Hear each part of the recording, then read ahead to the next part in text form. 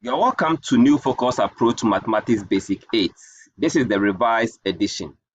In this lesson, we are going to look at using knowledge of sets to solve real-life problems involving the union and intersection of sets. For this first part, we are going to look at the concept of sets in general. Then we'll be looking at union, intersection, subset, types of sets, and so on and so forth. So what is set in the first place? Set is a well-defined, distinct collection of objects of the same kind. And it is the collection of objects having a common property. That is what set is all about. Now, if you go to your kitchen, you see that you have organized your utensils, your plates, your bowls, your cereals, your rice, grains. You see where you have your spices. They are in the particular container of their kind. That is set. Okay, that is set. If you go to library, imagine having to find a book without a help of set. What would have been? You go to the library and every book is anywhere. It will be very difficult for you to search for a particular book that you want. So books in library are organized in a particular subject area, so that it will be very easy for you to find them.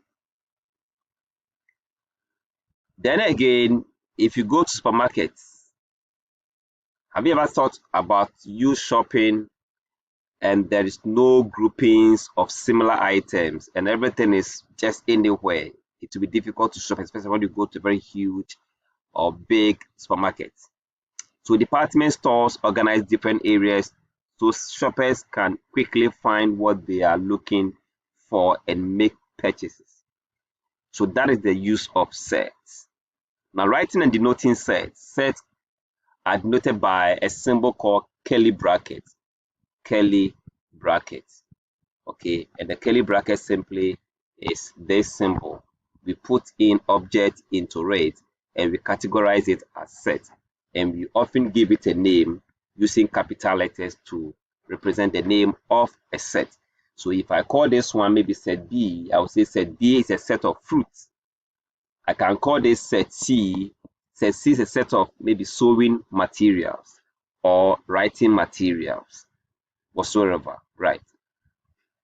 How do we represent set? We have three ways we can do this.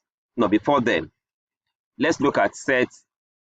Like we said earlier on, it's be denoted by a capital letter, and then the members in here are called the elements of the set. Elements of the set. So we can represent sets, maybe set A with a curly bracket, and we put elements in it.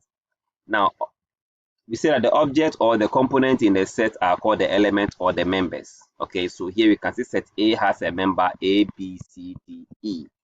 That is what the representation of set is all about. So set B contains element 1, 3, 5, 7, and so on and so forth.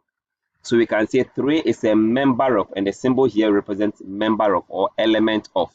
So 3 is a member of set B. If I write this one, I can say 7 and 9 are members of B.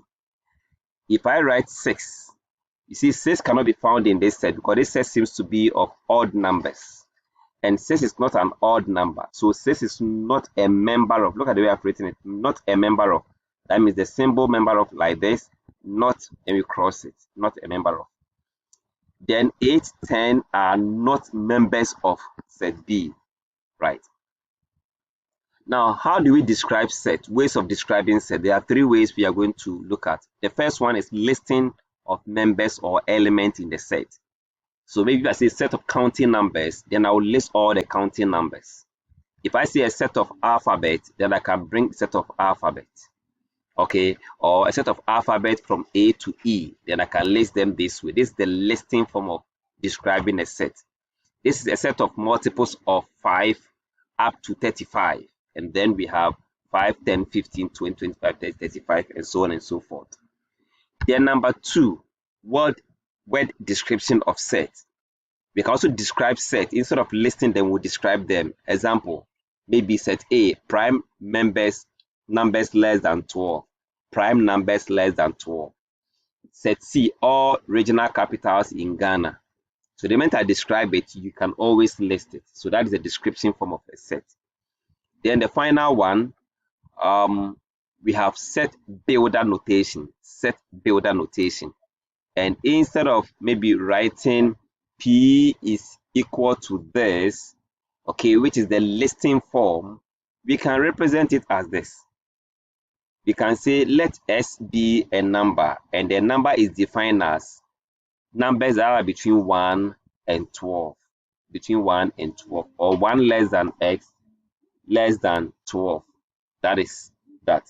And in most cases, we try to define what S is, because S can be any number, but so far as we define it, look here, we are saying S, where S is a prime number. That means all the numbers listing between 1 and 12, we can't add 8, we can't add 6 because they're not prime numbers.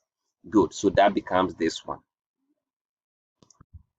So again, I can have another example like this. I will say the set N, which is supposed to be 1, 2, 3, up to 10, can be written as this. So here I would define S to be a natural number. So S such that S lies between 1 and 10, inclusive. So you see that here I've added inclusive. So this is what we call set builder notation. Set builder notation. So these are the ways of describing set. I'm sure this has been of help to you to understand the concept of set. In our next video, we'll be looking at types of sets and subsets. Right. Thanks so much for watching.